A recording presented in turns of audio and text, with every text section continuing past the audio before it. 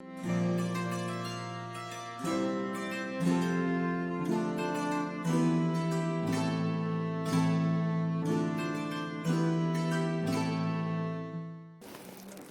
welcome to the second conversation of 2022, 2222.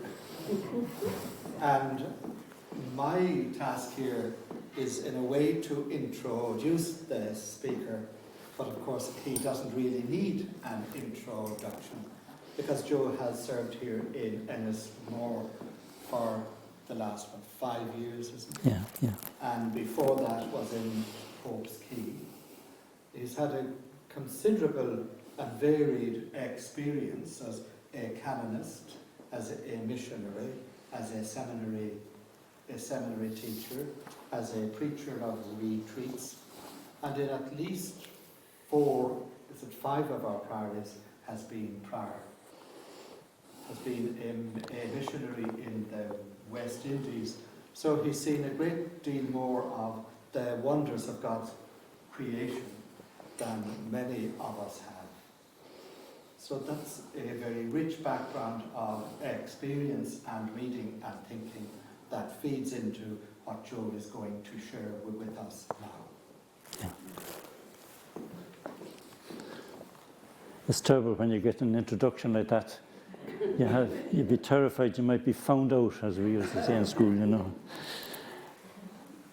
I'd like to begin our little meeting this evening, just as a little moment of quiet, and we remember the whole grief of our country over Aisling's death, and to pray for her and her family, and also to pray for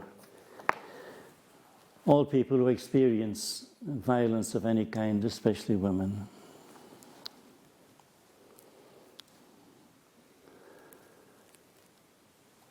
There's a little psalm that comes to my mind. O God, be gracious and bless us, and let the light of your face shine on us. So will your ways be known upon earth, and all nations learn your saving help. You will show us the path of life, the fullness of joy in your presence. So after that, we used to have an old professor, and John Cahill, he was a Cork man, and he used to have classes, and he was very dry, which I'm afraid I inherited from him, but every so often he'd introduce a little light thing, you know, and he'd say, well, no, we'll have a Corolarium Pietatis, which is a little kind of a meander into a little light place and come back again. Anyway, we won't have time for that tonight because I want to tell you that I have a little handout to give you afterwards. Don't want to give it to you beforehand because there's no danger you'll fall asleep because I won't be talking all that long. But I would be glad if we could open up a conversation.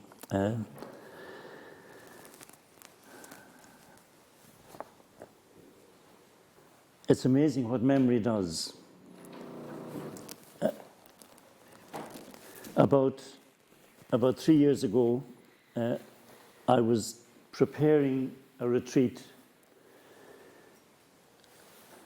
and out of nowhere, a comment and a little moment came to me from 60 years previously. I was a young Dominican, not yet ordained, and I was going through a kind of a little bad time, and I went to a wise man, Father William Barden. William was one of our priests in the community in Tala. And he knew me well because I used to go to confession to him. I was a terrible sinner in those days, but that's another story. And I told him how disillusioned I was with the Dominicans. And he was listening to me. And for some unaccountable reason, his face began to light up. And as I poured out my grief to him, his only comment at the end was, well, no, that's great. That's great. And it was only about 2 years ago when I was preparing this little talk, not this one, but that it occurred to me what he meant. He was dealing with, I suppose, a young man who was a bit starry-eyed about the Dominicans. And I was learning that everything wasn't as bright and as shiny as I would like to have been. And he felt that that was a healthy moment in my development. The ancient story of people in the garden and they're hiding from the gardener, from God, and he looking for them. And he going and saying, Adam, where are you?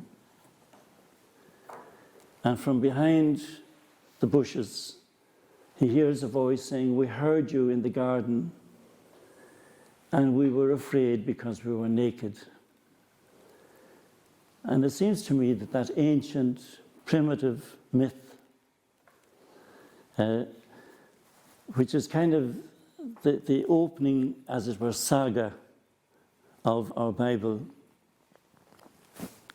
actually sums up something that we all experience. How, first of all, we can get very frightened because we're naked. Not necessarily physically, but we experience at moments, times when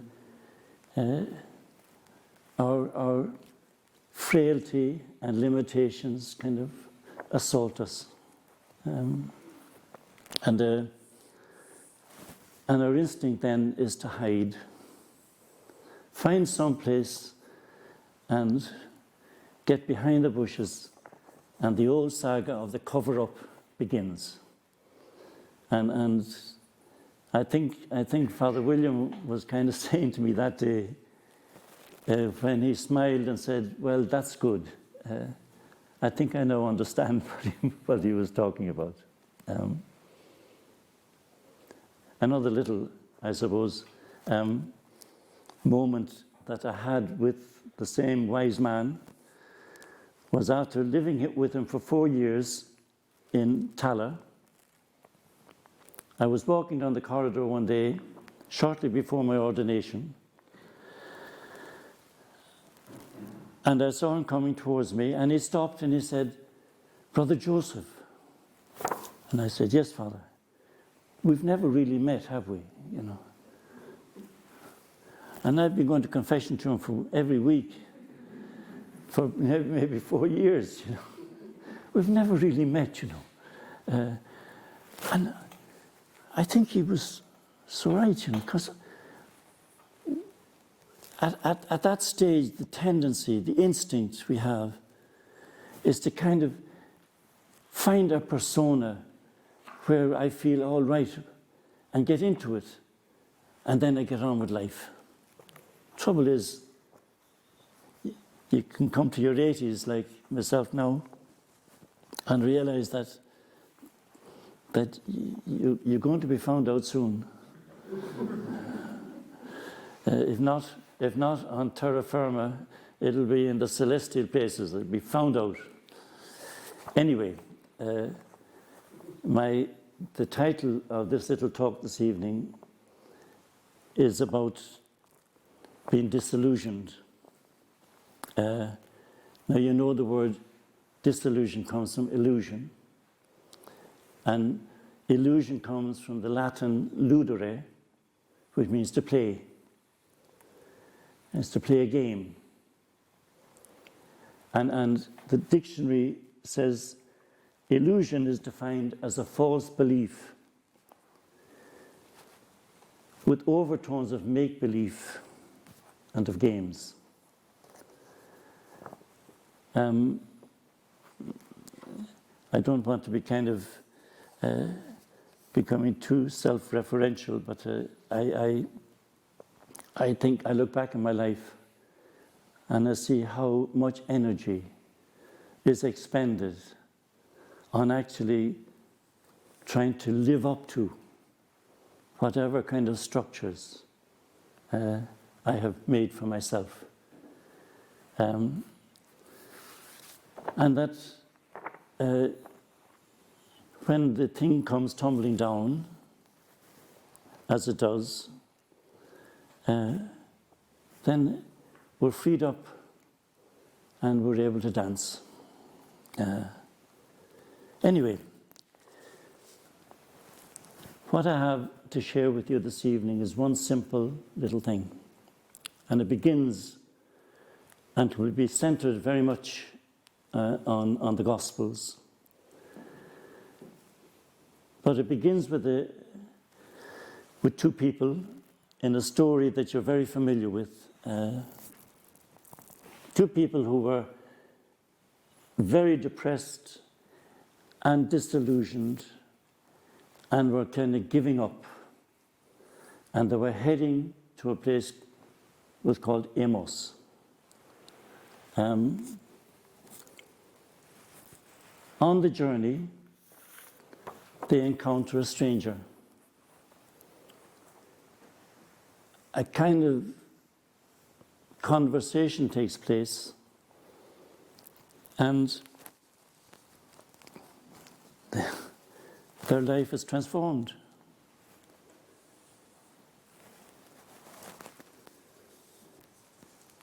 They came near the village to which they were going. He walked ahead as if he were going on, but they urged him strongly to stay because it was almost evening and the day was now nearly over. So he went in to stay with them, and when he was at table with them, he took bread, blessed it, broke it, and gave it to them, and their eyes were opened.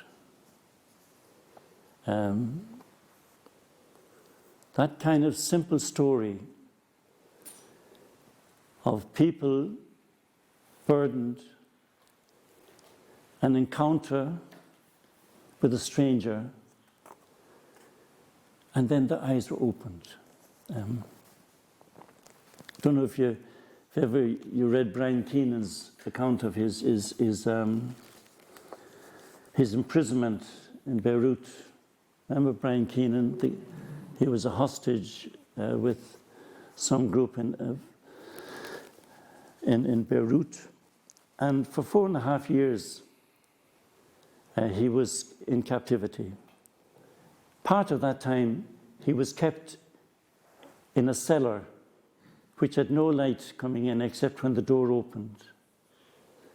And the only kind of way he kept kind of an account of the passage of time was when the door would open, a little bowl of food would be pushed in and the door would close, and he would count each time, and every 2 times was a day. So how he managed 4.5 years, not necessarily in that little dark dungeon, but part of it, was incredible. But in the journal that he wrote a few years after he came out, he has a passage which I quoted before, and if you've heard it from me before, bear with me, because I think it's a powerful passage. He said, one day the door opened, a shaft of light came in, and a little bowl of fruit was pushed in, and the person going out closed the door, but didn't close it fully. And in the little shaft of light coming in was the bowl of fruit. There's a bowl in front of me that wasn't there before. A brown button bowl, and in it some apricots, some small cherries, a banana. The color orange. The color, my God, the color orange. Such wonder, such absolute wonder in such an insignificant fruit. I sit in quiet joy so complete, beyond the meaning of joy.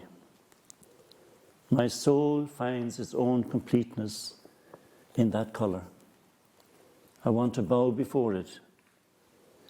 Everything meeting in a moment of colour. The world recreated in a broken bowl. I am filled with a sense of love.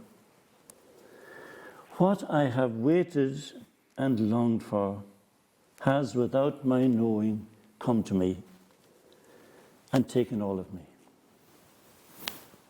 It's a remarkable passage. I'm sure you know it, but it's vivid and evocative, but at the end of the day, it's a fumbling attempt to use words on what is unspeakable. An experience of epiphany for him.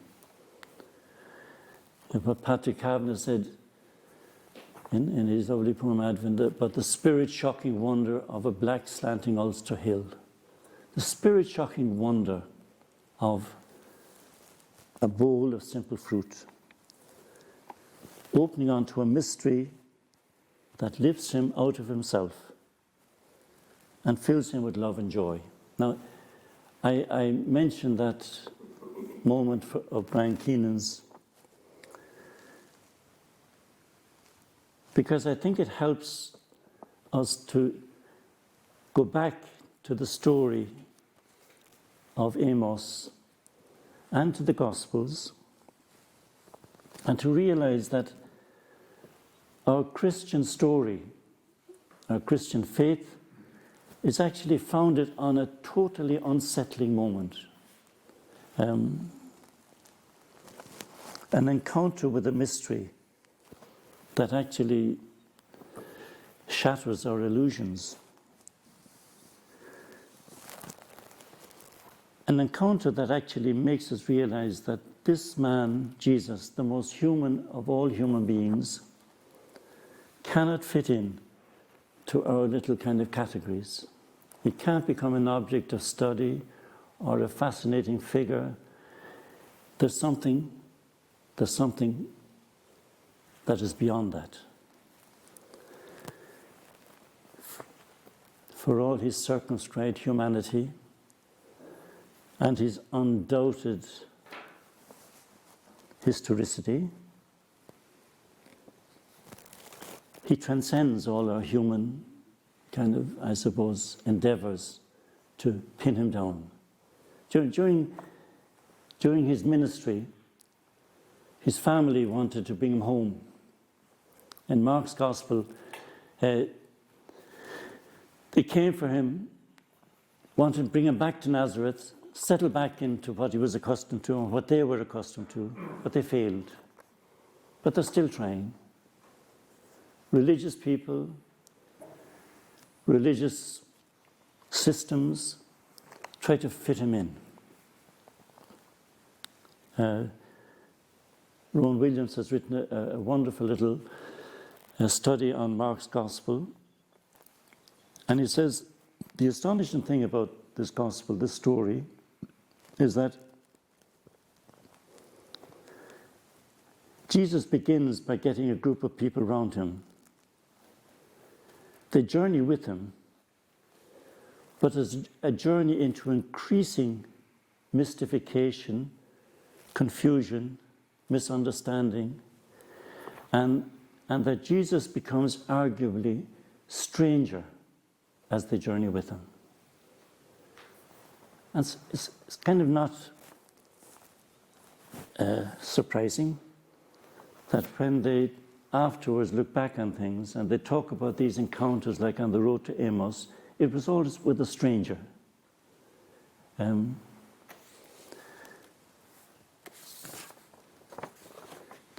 that's where I would like to just kind of come to what I want to say this evening. O my soul, be prepared for the coming of the stranger, the one who knows how to ask questions. That line from Choruses on the Rock by Eliot.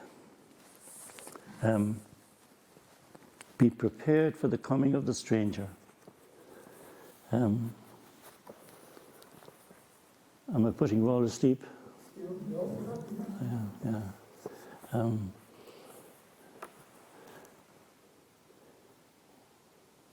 The Gospel of Mark, which I'd like to just reflect on for a few moments, is a text that of all the Gospels in its most ancient form has no mention of encounters with the risen Lord.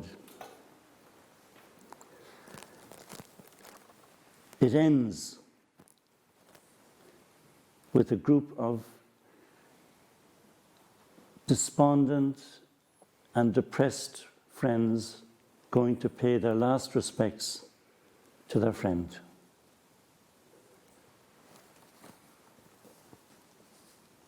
This time it's 3 women, and they don't encounter the risen Lord. They don't even find a corpse. What they find is a tomb that has no remains.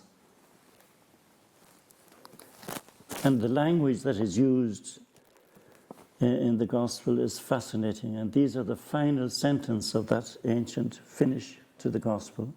We're told they were upended, seized with trembling, tromos, beside themselves. The Greek word there is ecstasy, and terrified. So they were seized with trembling. They were beside themselves. They were trembling. And then Mark very tellingly says, they told nobody because they were afraid. And that's where the ancient text finished. Later, scribes would put endings to it that were more rounded.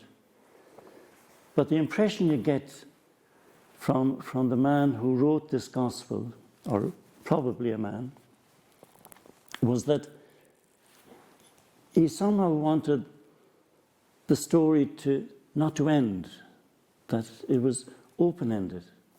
And in a sense, the Gospel of Mark, the text that he wrote, really starts there. In my end is my beginning. And he brings us back to the beginning.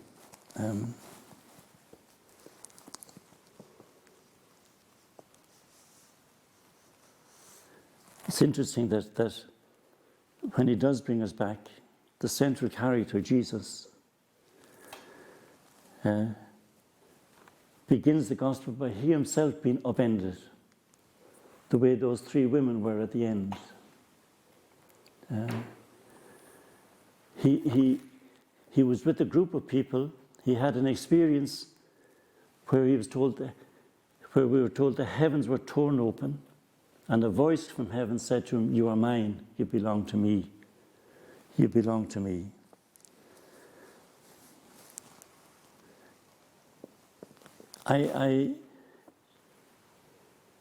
Out of that moment at the beginning of Mark's Gospel, Jesus then goes and brings people along with him.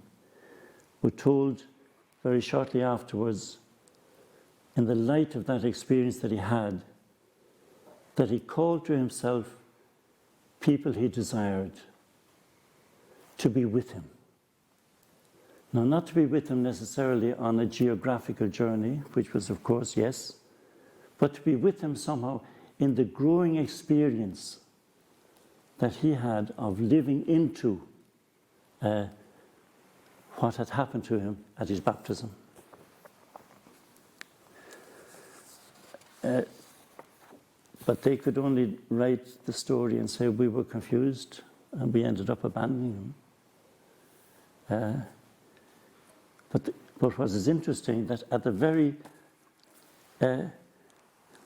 center of the story of Mark's Gospel is a moment of encounter between Jesus and a stranger. And the stranger was deaf. And they begged him to let him hear. And he took him aside, put his fingers in his ear, looked up to heaven, and sighed and said, Ephata, be opened. And his ears were opened. And that Ephata moment, while it seems to be kind of a chance encounter, it's really very significant in the story that Mark is trying to present.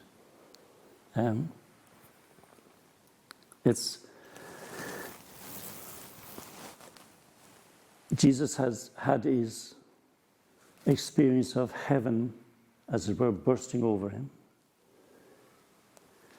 But a little just before that meeting with that man who was deaf, he himself had another personal Ephata moment.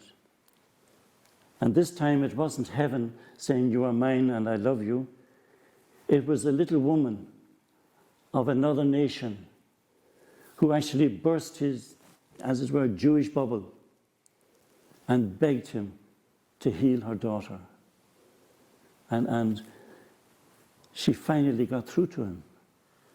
And he said, woman, you're great. Your daughter is all right. But that moment in the middle of Mark's Gospel is really singling out how important it was, not just for Jesus to experience heavens opened and he coming to know himself as not just a child of Nazareth, but as belonging to heaven, but also for people like that man who that day was inhabited for the first time by sound and voices and was able to express himself.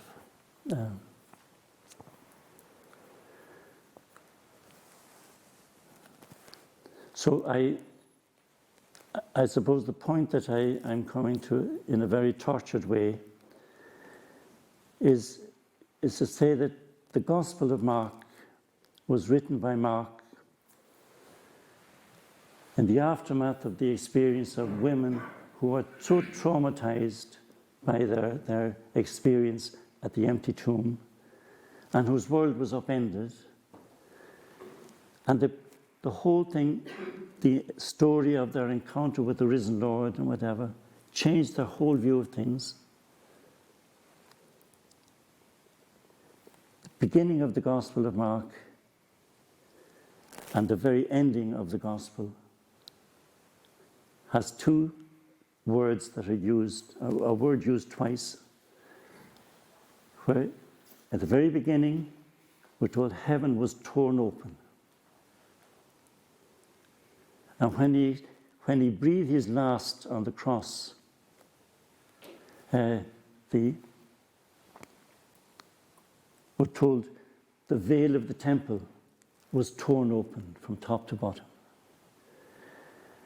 And significantly, as it were, God was let loose. He was no longer the kind of the preserve of the priests. He belonged to life. And this was what Jesus used to call the kingdom. The kingdom of God is everywhere. Where is it? The kingdom of God is with you. And the Gospel of Mark was written really for people like ourselves to somehow remind us that to be a disciple is to be open. That is if we like to call it, the anthropology of our faith.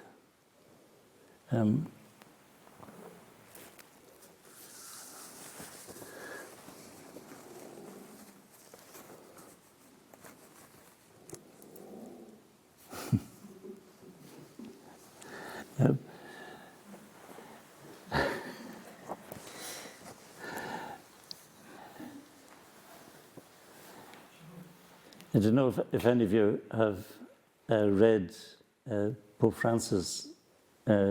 His first long document that he wrote was a thing called Joy of the Gospel, Evangelii Gaudium. And at the very beginning, in the very opening page, he has this kind of appeal. I invite all Christians everywhere at this very moment to a renewed personal encounter with Jesus Christ, or at least an openness to letting him encounter them. And I ask all of you to do this unfailingly every day. It is like he was saying, just as we open our lungs to breathe in the oxygen of a new day, that somehow that we have to open the lungs of our spirit and recognize that we have to have an openness in that day, an openness to encounter the stranger, the one who comes to us. Some years ago, I think Pope Benedict XVI was the Pope.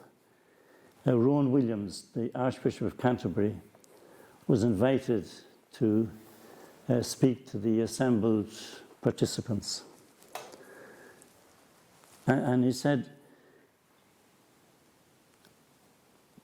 at the heart of our Christian faith is a call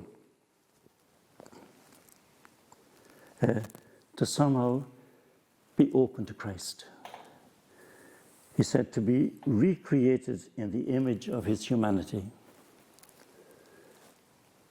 And then he has this word, he said to be contemplative, as Christ was contemplative, is to be open to all the fullness of the Father pouring into our hearts. With our minds made still and ready to receive, with our self-generated fantasies about God and ourselves reduced to silence, we're at last on the point where we may begin to grow. So I suppose what Rowan Williams is saying there, and what I think is the only point of what I'm trying to say this evening, is that to be open is at the heart of being human. And that far too easily we get locked in to little constructs of our own. And we kind of look over the hedge at life.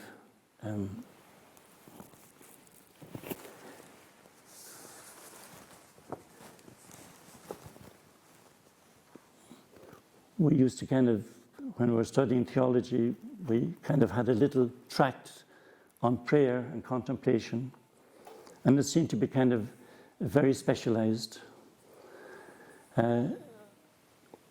You kind of got the impression, not that we were taught this, but you got the impression that contemplatives were people who locked themselves behind the walls of monasteries, or sat in the lotus position and looked at life. But being contemplative, according to the Gospel of Mark, and according to teachers like Aquinas and Albert, and like Rowan Williams, is not a kind of an option. It's an imperative. And to be open every day, as Pope Francis asked us in that appeal, to be open, an encounter with Jesus, or an openness to letting him encounter us. So I think that if we were to look for kind of the kernel of the Gospel of Mark, given the fact that it is constructed in this way, like at the opening, with the encounter Jesus has with heaven, and at the end with the cutting down of the veil of separation, reminding us that at the end, in everything, we can only be silent, because we're ultimately confronted with the stranger. And the stranger comes in all shapes and forms. for those three women in the journey in Mark's Gospel, those three women, they encountered an empty tomb. For Brian Keenan, it was an encounter with a bowl of fruit.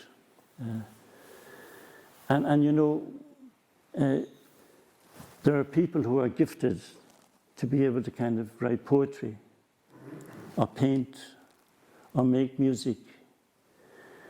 But really what they're doing is witnessing with their giftedness to something that is for everyone. That at the heavens are opened for everyone, as they were for Jesus at the beginning in his baptism. The two elements in the Bible that are linked with that openness is as presence. Like that famous moment when Moses was in the wilderness and he encountered the presence, not as some kind of a anthropomorphic figure, but as a burning bush, as insignificant as a bowl of fruit. And he said, "Who are you?" And the answer that he got is, "I am." I am. And in Hebrew, I am means I was, I am, and I will be. So that there's an openness that we're called to the presence. But there's also a biblical kind of tradition, which is running right through the Hebrew Bible and indeed the Gospels, that is an openness that is the openness of hospitality. The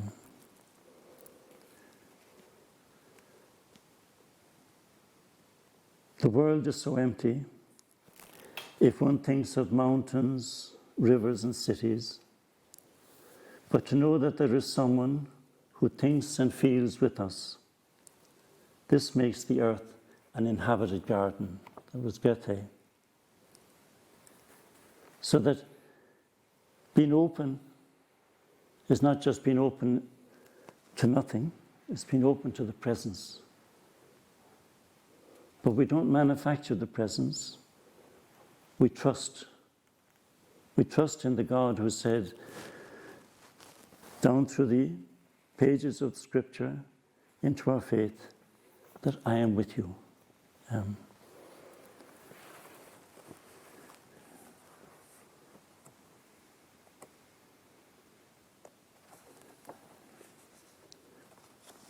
Biblical creation is couched in the language of hospitality. We're told all of life belongs to God, is God's household. And we're welcomed into it as visitors, given a share in God's life. God brings Adam into his garden and walks with him. Through the mutuality, though the mutuality of that companionship is broken, Abraham expresses it in his welcome to the strangers. And if there's one thing that marks the life of the adult Jesus, it was the company he liked to welcome, what we call the table fellowship.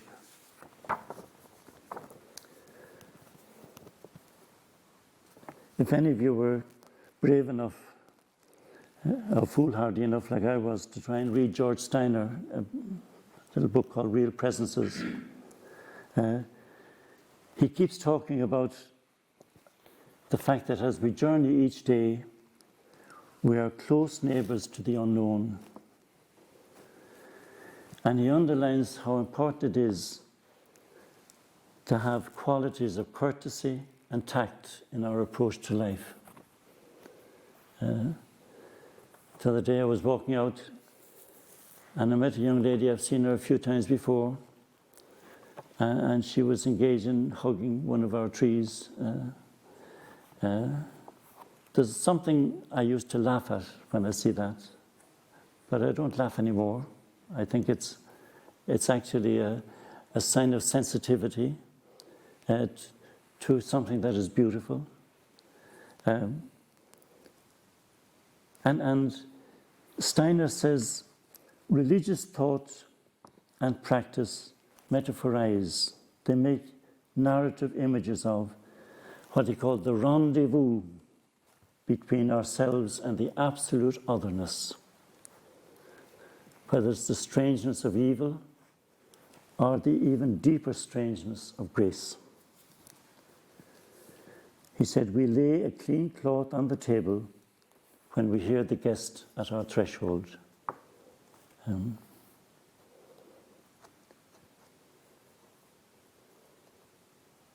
The old Sufi mystic Rumi has a little poem which I'd like to read to you. I read it to a family friend of mine some years ago when she was in a very dark place, and it helped her greatly. He said, this being human is a guest house. Every morning a new arrival, a joy, a depression, a meanness, some momentary awareness comes as an unexpected visitor. Welcome and entertain them all. Even if they're a crowd of sorrows who violently sweep your house empty of its furniture, still treat each guest honourably. He may be cleaning you out for some new delight. That dark thought, the shame, the malice, meet them at the door laughing and invite them in. Be grateful for whoever comes, because each has been sent as a guide from beyond. Now, I'm not saying that we should set out to kind of embrace our gout or welcome all kinds of viruses into our kitchen, but somewhere in the kind of that little poem of Rumi, and indeed in the whole kind of, I suppose, tradition of contemplative prayer,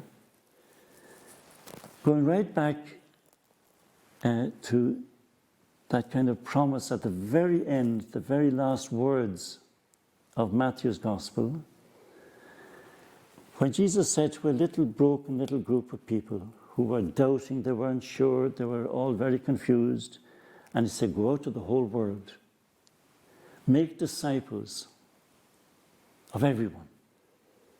Now, he wasn't saying make them members of the church or baptize them in the font and the whatever. No. Open people to the wonder of each day. And baptizing means to plunge people into the mystery that is at our doorstep, the mystery of Father, Son, and Holy Spirit.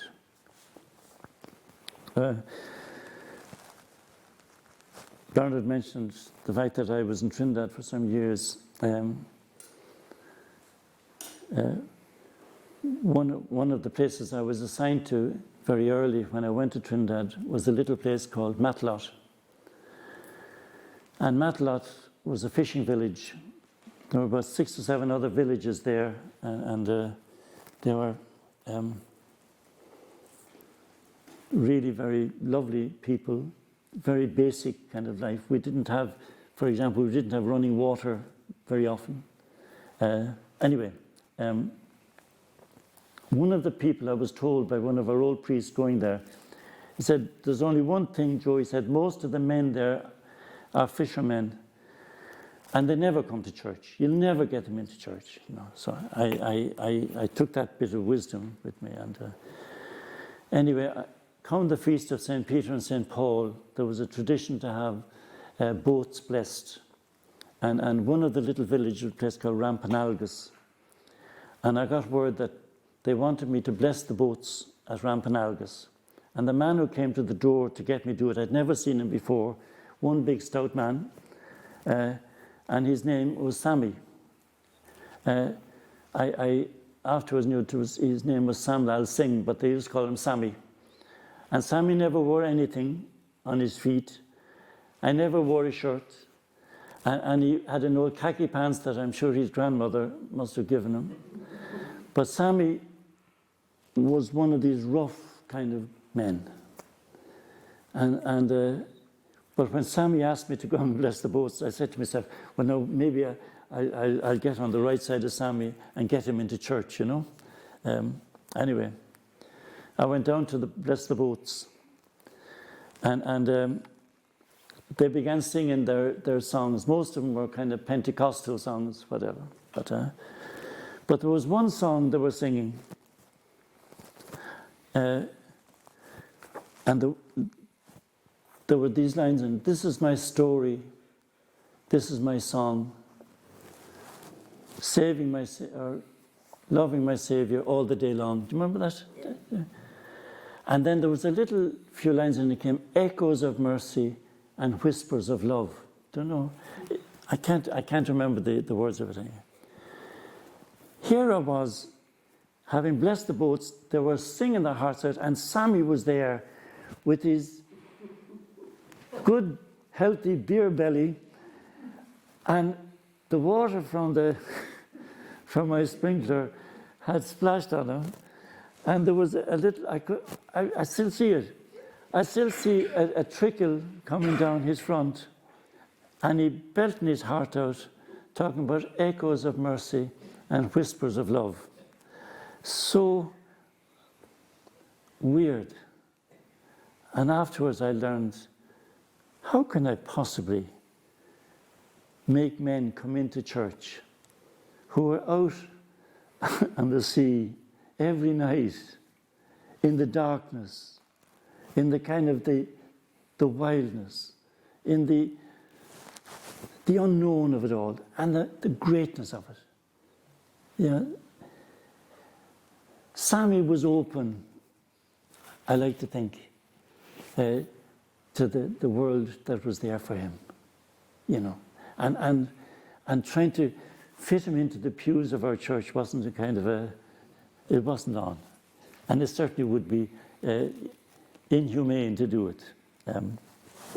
So that was one little moment I share with you, Sammy, and the echoes and whispers, because you know very often the presence it comes in little echoes and whispers, little kind of castaway things. There was another moment in Trinidad when I was only there a short while. I was in the cathedral before I went up to the country. I was assigned to the cathedral, and a man died in the very, very poor part of the cathedral parish called John, was up behind the cathedral. Old illegal immigrants, all there with their shacks and whatever put together, and people living in great poverty but quite happy. But the man who died, the man who was being buried, was a hero from that area, from John. He was a man who made these steel bands, you know, that is Trinidad is particularly famous for. But he died, and he died of an overdose. He was a wild man. His name was Rudolph Charles. And I decided that here was a man whose funeral I'd have to go to, even though I never knew him, because I said, he's a folk hero. So I went into the cathedral about an hour before time to actually get a place there. The cathedral was packed, crowded with people.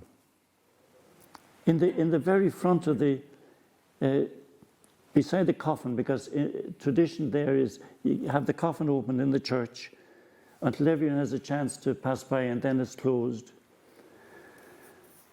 But there was a seat reserved for the Prime Minister and for his aide beside the coffin.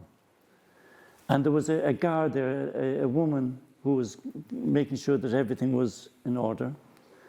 But next thing, in comes one very, very fine, stout lady. And she walked up the church, and she put her hand on the coffin. And she prayed, and then she plonked down on the Prime Minister's seat. And I was watching then to see, she can't stay there, you know. And the guard got a bit nervous as the time came close, because the Prime Minister will only come in at the very end. He was Eric Williams, a very famous man. Anyway, the guard went over to the lady, and she said, "Excuse me, madam, you'll have to move, because the Prime Minister is coming."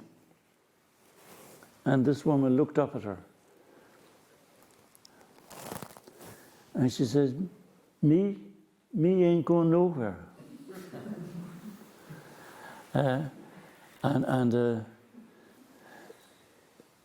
she pointed to her finger down to the corpse of Rudolph. "Is we dead?" she said. "Is we dead?" And then she pointed to the front. "And is we church?"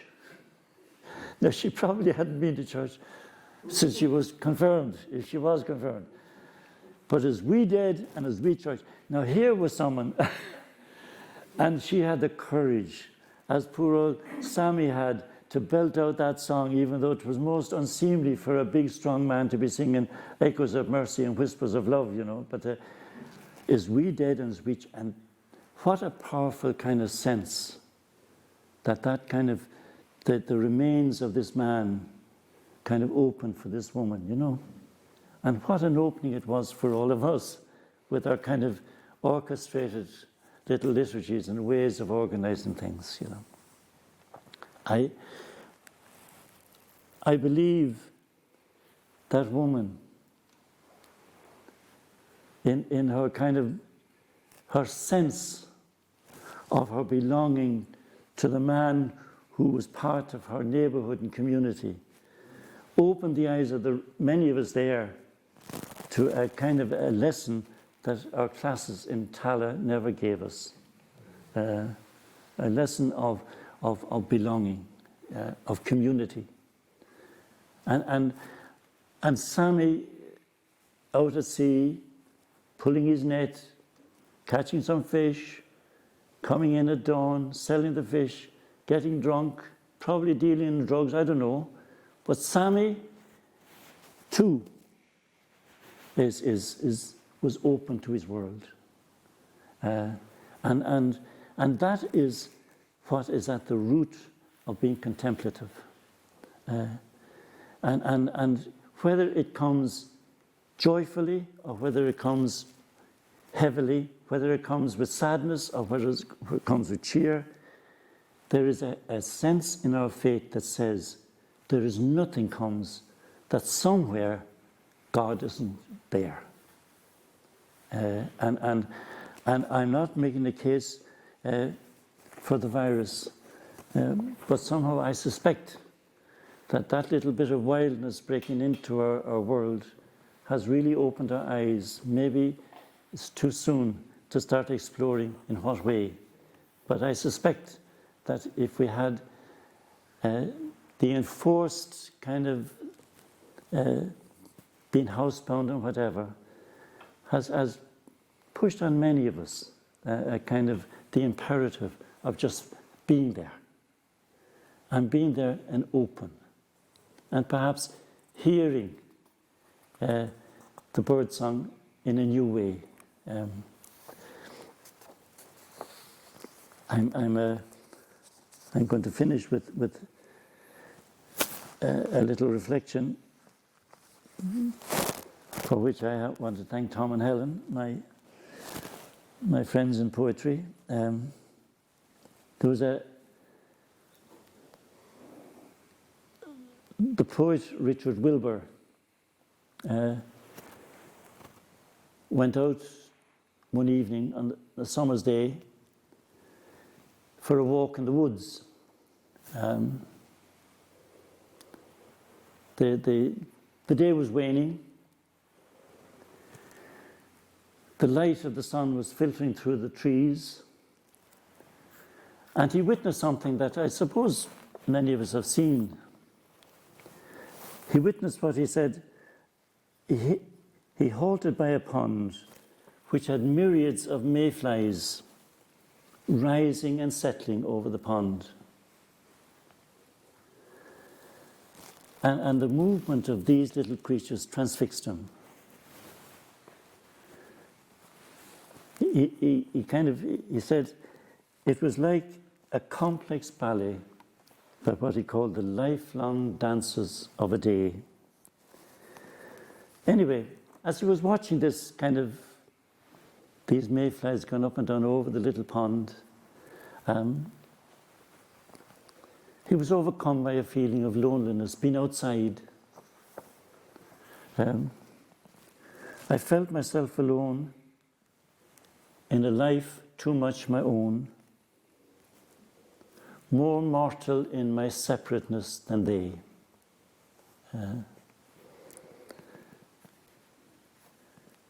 And then, in the final lines of the lovely little poem, the kind of courtesy and the tact that Steiner talks about when we welcome a guest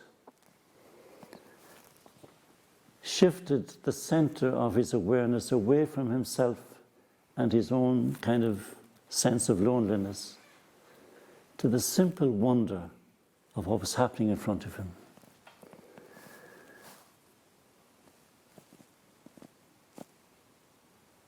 The grace to lift himself and his feelings and to yield the center to the mayflies. Unless I thought, he said, I had been called to be not fly or star, but one whose task is joyfully to see.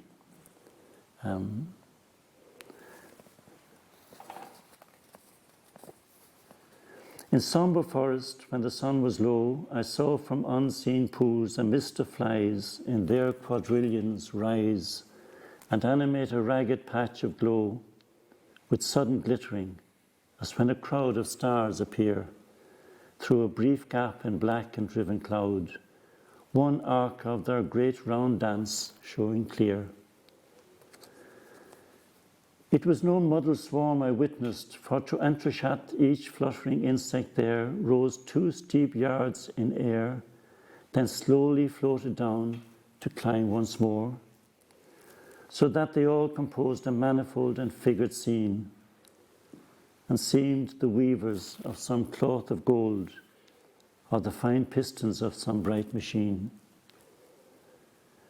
Watching those lifelong dancers of a day, as night closed in, I felt myself alone in a life too much my own, more mortal in my separateness than they. Unless I thought I had been called to be not fly or star, but one whose task is joyfully to see. And I think that is our task, joyfully to see. Thank you.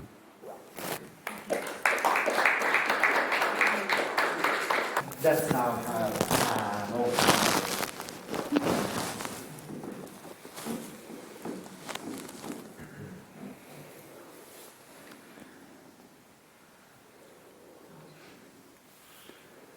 I'm going to be shamed into speaking, Just want to say I feel very strange because I probably have sold you a bit short with my presentation, but I really lost the its age, you know, the tenor. But I suppose what I'm trying to say is written down on the little handout, and if you have been a little bit kind of disjointed in what you received, you might be able to put a little bit of coherence on it when you looked. Yeah. Well, for me, it was perfectly coherent. Yeah. I suppose, thank you, Joe, for Yeah. wonderful talk. I think it's very coherent, actually, very distinct. And I think what threaded it together is a series of images, which was the image of the stranger, which I found very interesting, and the stranger went everywhere in your talk. So you could meet the stranger in the gospel, you could meet the stranger in Trinidad as well. And the stranger then, despite you were with one's worst prejudices, troubled one in some way, or raised a question for you in some way. What you did with the question was another issue. But I found that thread through your talk really very useful and very questioning. And if I may put another thought on that, one of the things that struck me in the very beginning is that you were saying stranger challenges our hospitality, or invites us to be hospitable. Yeah. But the other thing the stranger does for us is that it threatens us. And it's that ambiguity about between threat and invitation, if you like. That tension there that I found very interesting in your talk.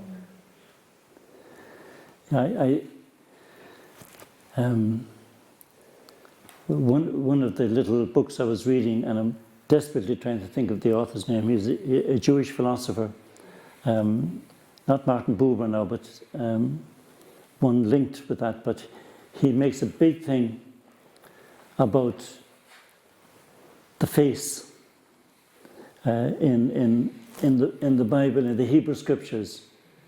The face figures hugely, and the face can become plastic, as he says, in the sense that, well, I know your face, you know, but that's just making your face plastic.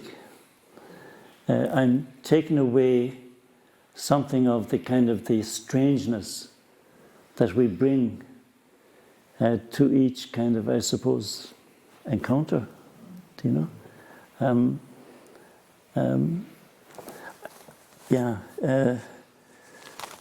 But I think that little line that I mentioned there, let the light of your face shine on us. And I suppose every one of us has some experience of seeing someone delighted to see us, do you know? And actually that is such a blessing, isn't it? You know? And it's such a blessing for a little newborn child, because they're not able to put words or meaning to it. But the delight of people looking at the child, you know, must be incredible. It must be very formative, you know.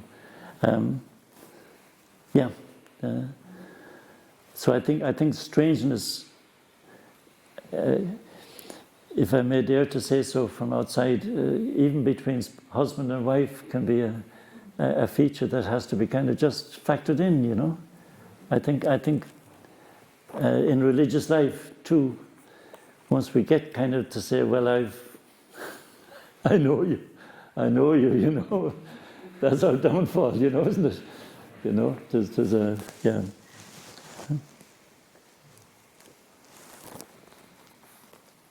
I loved the emphasis you put on the real ending of Mark's Gospel. If you read Mark's Gospel, the others, there are accounts that Jesus appeared in, was seen by. But in fact, they were added by a later hand. Mark ends with that moment of just shock. They don't know what is going to happen, what has happened, and they tell no one. And there's a starkness there that is so humanly identifiable, isn't there? I loved your phrase, looking over the hedge of life. Yes. Yes. Yeah, thank you. Yeah, I think that little text from Genesis, where you kind of have the image of everything lovely in the garden, and then God finds, when he comes down to meet his friends, they're not there, and they're hiding. I think that's a powerful psychological insight, really, and they're kind of saying, we heard you, so we hid. Kind of strange, isn't it? But it's very, I think it is very hard to be open in the way that maybe as human beings we ought to be. I think the society we live in sort of tends to predicate against that. I was thinking about this today, just in terms of how hard people find it to ask for help, and that we are sort of encouraged to see ourselves as individuals, separate, human beings who are supposed to cope all on our own, manage on our own, and how very powerful it is when we get over the thoughts in our head that tell us that, and actually reach out and ask for help. And it's actually that act of asking for help that is important. It's not necessarily the help you receive, it's actually the act of connecting, because that is where that connectedness then brings what you need in itself. It's not the words that somebody might offer or even the practical help they might offer, it's the fact that you have reached out beyond your separate self.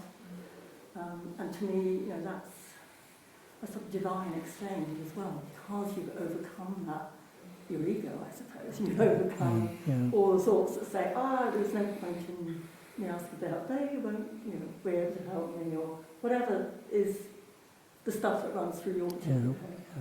I'm just thinking about this, I suppose, particularly today, because I come from Bandon, and there was a very, very tragic suicide last week.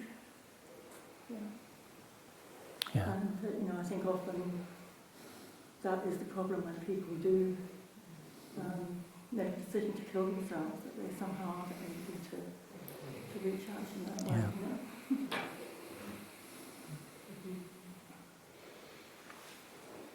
I liked what you said about the flies and the midgets on the water, and watching them flying about and all that. And, I think you see it in starlings, with their murmurations, and I think if you can start to see those kind of absolutely magical happenings on our countryside, you get a massive appreciation of what God is doing right now on earth, if in this second, that these events can actually happen, and it can grow your faith a lot, by just appreciating those things of beauty, and indeed things with what people do also. Then someone just working in the field, a man just working in the field, just concentrating on growing his crops. There can be something very settling in that, and God-given in that also. Or a mother minding their child.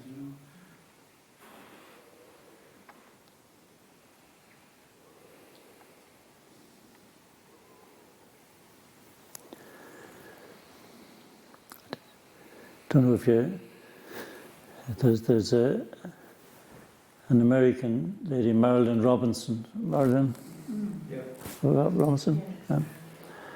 And she kind of said something in a little article that she wrote that you know, her society in America is so fearful that it reminds her of a little kind of description in I forget what book in the Old Testament it is, but where people are so frightened that they're scared at the sound of a falling leaf, you know. And that really kind of, I suppose, very graphically captures what fear can do, you know. And how fear drives us into little kind of compounds of security, you know.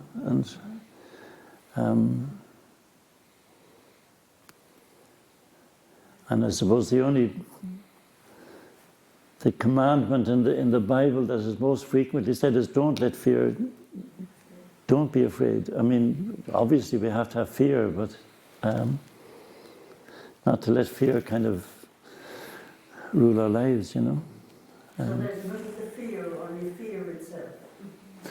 Well, I'd be, yeah, there's a few things out there I'd be afraid. But yeah, but fear is a formidable one, you know. Yeah.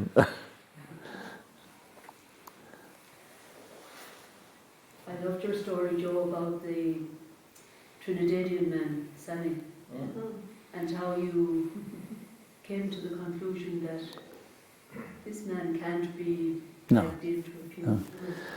And there is a similar thing here with, say, the refugees. For a long time, over the last years, we regretted that they didn't come and maybe weren't welcome into our churches. And we didn't provide what for them was a means of prayer. So that they have split up into all their own local churches. Like you have the Nigerian church and the Congolese church. And they are there. And eventually, both Maria and myself came to the conclusion, leave these people alone, they're praying. They're praying. So why try to create something that isn't there for them? Yeah. Don't know if you ever heard of the stained glass window people in Dublin, Earlys. Yes. William Early, I think. Anyway, but at the time of that funeral of that man, Rudolph Charles, just before that, the cathedral had a massive refurbishment, and new windows were put in. But such was the crowd coming to the funeral that some of them actually got up and actually managed to open the windows that were normally meant to be opened. And so the windows were opened, and you had fellows sitting in the windows of the church, you know. And it's really that big woman sitting in the seat of the Prime Minister. You know, the pews will never hold everyone, but the heart has to, you know. Isn't it true? It's, yeah. Oh, yeah. No. Yeah. I like the idea of God coming searching for us. Yeah. I think perhaps we're always looking, Yeah. and it actually is there, and Yeah. Christ is there in Sammy and in the lady sitting in the pew. And, perhaps a celebration of difference as well. Yeah. Have their own ways and their own different cultures and things, and why not celebrate difference rather than trying to stamp it out? And actually, a leading Jewish scholar, Abraham Heskel, he wrote a book on the philosophy of the Hebrew Bible, and the title of the book was God in Search of Man. You know, it's kind of he would see that as a kind of a thread. I suppose he was speaking at a time when man was acceptable. But anyway, that he would see it as the companion God was from the, was looking for us is looking for us all the time. Yeah, we have this Olympian God who knows everything up there, whereas, yeah. And Joe, you spoke of presence, and I suppose, talking there about God, I think we only find God in the present moment. And I think that's why God has come searching, because we spend most, I suppose I speak for myself, most of the time I'm either somewhere else, not in the present moment. So therefore I miss the little signs, and I suppose I've been working on this there the last couple of months of kind of finding those little magic moments in every day. In other words, noticing the rainbow, you mentioned the starlings there, hearing the bird song, those little, I suppose, shafts of light or whatever that come that make that little magic in every day. But for me to receive them, I have to be open to them, I have to be present. And I think they're the little gifts that we're given every day. So God is always there, but maybe I'm not. And I think that's what I suppose I've picked up from the whole COVID, first being locked down, of kind of being more present, I suppose trying to be more present during the day at certain, at times, not all the time obviously, but finding moments when I'm present. Yeah. So, and I think that's the openness. It's like not looking for anything, but just being present to whatever's there. Yeah. No expectation. Like the child, or the dog, or whatever. Sometimes God breaks in, though,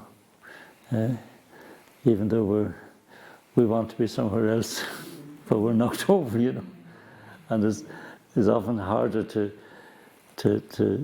kind of see, or to relate to that presence, to be present to that.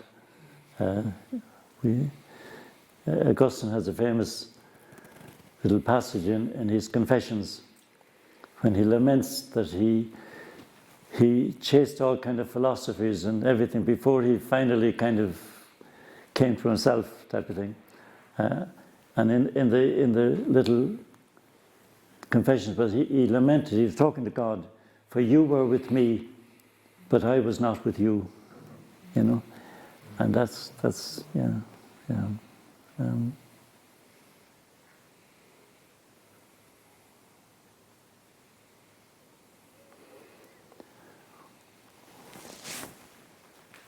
well, I won't delude myself that I've